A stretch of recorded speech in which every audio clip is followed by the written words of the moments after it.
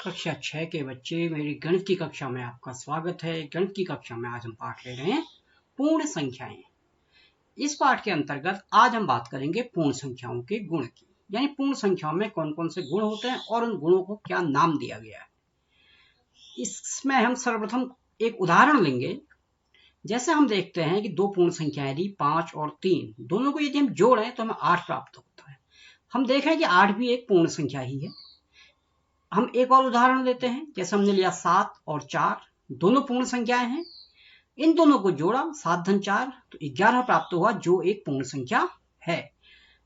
तो इस प्रकार हम ये समझ सकते हैं कि हम कोई भी दो पूर्ण संख्या लें, उनको यदि जोड़ लें तो हमें एक पूर्ण संख्या ही प्राप्त होती है। तो हम एक नियम हमको मिल जाएगा, दो पूर्ण संख्याओं का योग सदैव पूर्ण संख्या ही होती है। यानी दो पूर्ण संख्याओं को जोड़ के हमेशा पूर्ण संख्या ही प्राप्त होती है।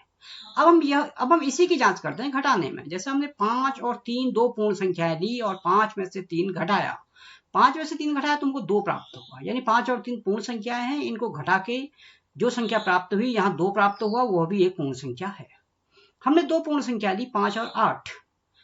यदि हम 5 में से 8 घटाएं, 5 में से 8 यदि हम घटाएं तो हमें जो भी परिणाम प्राप्त होगा वह पूर्ण संख्या नहीं है, क्योंकि वह परिणाम शून्य से छोटा होगा, शून्य से भी छोटा होगा, इसलिए यह पूर्ण संख्या नहीं है। तो इसका अर्थ है कि ऐसी भी दो पूर्ण संख्याएं होती हैं जिनको घटाने में हमेशा पूर्ण संख्या प्राप्त नहीं होती है। दो पूर्ण संख्याओं को घटाना सदैव पूर्ण संख्या नहीं होती है। जोड़ तो हमेशा पूर्ण संख्या होती है, लेकिन घटाना सदैव पूर्ण संख्या हो यह आवश्यक नहीं है। अब हम दो संख्याएं आपस में और लेते हैं, दो पूर्ण संख्याएं लेते हैं और उनको गुणा करते हैं। दो पूर्ण संख्या ली 5 और 7, इनको गुणा किया, 5 गुणा 7 5 7 35। एक और उदाहरण लिया, दो पूर्ण संख्या ली 6 और 8, 6 8 40। अब हमने देखा कि ये दो पूर्ण संख्याओं को जब भी हमने गुणा किया, एक बार 45, एक बार 35 और एक बार 48 प्राप्त हुआ। यानी कि दो पूर्ण संख्याओं को गुणा करने पर भी सदैव पूर्ण संख्या प्राप्त होती है। यानी दो पूर्ण संख्याओं को हम गुणा करें तो हमेशा पूर्ण संख्या ही मिलती है। क्या भाग में भी यह होता है, इसको हम देखेंगे। हमने दो पूर्ण संख्याएं ली 6 और 2, भाग दिया 6 में 2 का तो हमें 3 प्राप्त हुआ। 3 एक पूर्ण संख्या है। हमने एक और उदाहरण लिया, एक संख्या 7 ली और दूसरी संख्या 2 ली। 7 में 2 का भाग दिया तो 7/2, 7/2 होना चाहिए। तो 7/2 है जो पूर्ण संख्या नहीं है। 7/2 एक पूर्ण संख्या नहीं है। इसका अर्थ क्या है? इससे हम क्या समझे? इससे हम यह समझे कि दो पूर्ण संख्याओं का भाग सदैव पूर्ण संख्या नहीं होती है। गुणा तो हमेशा पूर्ण संख्या होती है, लेकिन भाग पूर्ण संख्या नहीं होती है। तो इन उदाहरणों में हमें क्या निष्कर्ष प्राप्त हुआ? हमें यह निष्कर्ष प्राप्त हुआ कि योग और गुणा, यानी दो पूर्ण संख्याओं का योग और गुणा हमेशा पूर्ण संख्या ही होती है। तो हमेशा पूर्ण संख्या भी होती है दो योग और गुणा के लिए, तो इसे हम कहते हैं समव्रत गुण। तो समव्रत गुण क्या है? पूर्ण संख्याएं योग और गुणन के लिए समव्रत होती हैं। पूर्ण संख्याएं योग और गुणन के लिए समव्रत होती हैं। और हम इसमें यह भी हमने देखा कि यह घटाने और भाग के लिए समव्रत नहीं है। तो अब हम करेंगे 4 अन्य उदाहरण लेकर। जैसे हमने उदाहरण लिए, कहीं 2 लिया है, कहीं 3 लिया, कहीं 5, कहीं 7, इस प्रकार अब 4 अन्य उदाहरण लेकर योग, घटाना, गुणा व भाग के लिए समव्रत गुण की जांच करेंगे कि यह समव्रत है या नहीं है।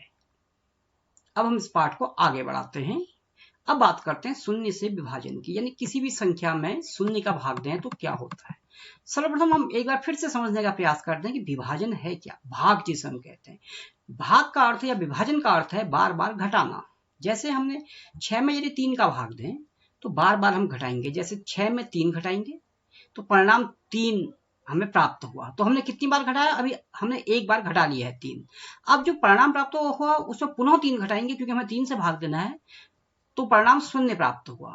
हमने 3 दो बार घटाया, एक बार ऊपर और एक बार यहाँ। 3 हमने 2 बार घटाया, तो हम कह सकते हैं कि 2 बार घटाने में हम 0 तक पहुंचते हैं। 2 बार घटाया तो हम 0 तक पहुंच गए। इसका अर्थ है कि 6 भाग 3 बराबर 2। अब यही प्रक्रिया को हम शून्य के लिए लेते हैं।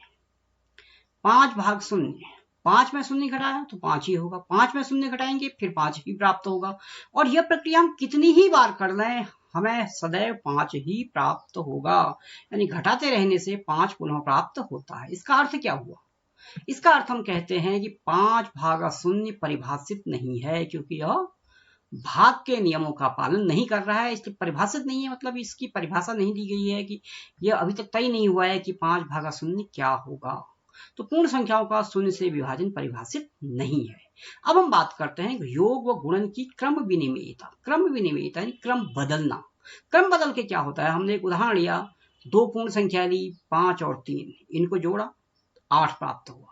पहले हमने 5 में 3 जोड़ा था, अब हम 3 में 5 जोड़ते हैं, वही संख्या है लेकिन जोड़ने में हमने क्रम बदल दिया, 5 धन 3 और 3 धन 5, ये भी 8 ही प्राप्त हुआ। हमने देखा दोनों जगह उत्तर एक ही आया। अब दो पूर्ण संख्या हमने फिर से ली, 9 और 5 जोड़ा 14 प्राप्त हुआ। हमने उसका क्रम फिर बदल दिया, अब 5 और 9 कर दिया तो उत्तर फिर से 14 ही प्राप्त हुआ। यानी इसका अर्थ है कि अगर हम पूर्ण संख्याओं को किसी भी क्रम में जोड़ें तो उसका परिणाम एक ही आता है। अब इसको हम गुणा में भी देखेंगे कि 5 गुणा 6 किया तो 30 प्राप्त हुआ, और 6 गुणा 5 करें तो भी 30 ही प्राप्त होगा।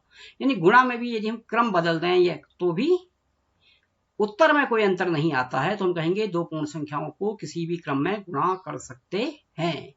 तो अब हम इससे हमें एक परिणाम मिला, तो पूर्ण संख्याओं के लिए योग व गुणन दोनों क्रम विनिमयी है, कि पूर्ण संख्या योग के लिए और गुणा के लिए क्रम विनिमयी होती है।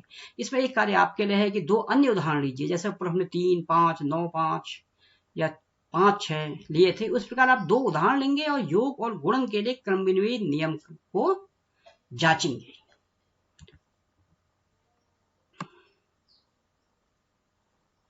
अब योग और गुणन की हम साहचर्यता की बात करते हैं। सहचारिता क्या होता है, हमने एक उदाहरण लिया, 2 में पहले 3 और 5 को जोड़ा, 2, 3, 5 तीन पूर्ण संख्याएं ली, 3 और 5 को जोड़ा, उसके परिणाम को 2 से जोड़ दिया, तो 3 और 5 को जोड़ा तो 8 प्राप्त हुआ, इसमें 2 जोड़ा तो 10 प्राप्त हुआ। अब हमने संख्या वही ली है 2, 3, 5, अब 2 और 3 को जोड़ा, इसके परिणाम को 5 में जोड़ा, तो 2 और 3 को जोड़ा 5 प्राप्त हुआ, इसमें 5 जोड़ेंगे तो 10 प्राप्त होगा, यानी कि उत्तर एक ही आया। तो हम कहेंगे दोनों मान समान है। तो इसको, इसी नियम को हम कहते हैं कि पूर्ण संख्याओं के योग का साहचर्य गुण। यानी एक साथ जोड़ने पर यदि हम संख्याओं में अंतर भी कर दें तो उत्तर वही आता है। अब इसे हम गुणा में भी देख सकते हैं, 3 को हमने गुणा किया 4 गुणा 5 के परिणाम से, तो 3 को 20 से गुणा करेंगे जो 60 ही आएगा। अब 3 गुणा 4 को हमने आपस में गुणा किया, उसके परिणाम को 5 से गुणा किया, तो 3 चक्को 12 गुणा 5 बराबर फिर 60 ही आया, क्योंकि हमने पूर्ण संख्या 3, 4, 5 ही ली थी। तो हम कहेंगे कि दोनों मान समान है, दोनों जगह 60-60 आया है, यह पूर्ण संख्याओं के गुणन का साहचर्य गुण कहलाता है।